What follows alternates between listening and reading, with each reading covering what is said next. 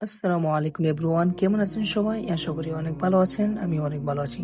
তো দেখা হলো আমার নতুন একটি ব্লগে। তো আজকে আপনাদের সাথে আমার ছোট্ট একটি ট্রিপের গল্প শেয়ার করব।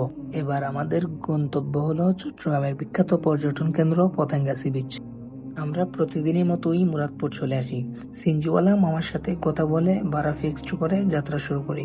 সিনজি রিজার্ভ ভাড়া ছিল 380 টাকা। ওর সিনজি করে ফ্লাইওভার দিয়ে যেতে থাকলাম। আপনাদের কাছে আমার একটি ছোট্ট সাজেশন থাকবে, যারা চট্টগ্রামে নতুন আসবেন তারা অন্তত একবার হলো সিনজি নিয়ে ফ্লাইওভারের উপর দিয়ে আসবেন। ফ্লাইওভারের উপর থেকে চট্টগ্রামের বন্দরের যে চমৎকার দৃশ্য দেখা যায় তা সত্যি উপভোগ করার মতো। প্রায় 30 মিনিটের যাত্রা শেষে আমরা কাঙ্ক্ষিত সমুদ্র সৈকতে পৌঁছে গেলাম। বিচে কিছুক্ষণ ঘোরাঘুরি করার পর আমরা এক জায়গায় শান্ত হয়ে বসে পড়লাম।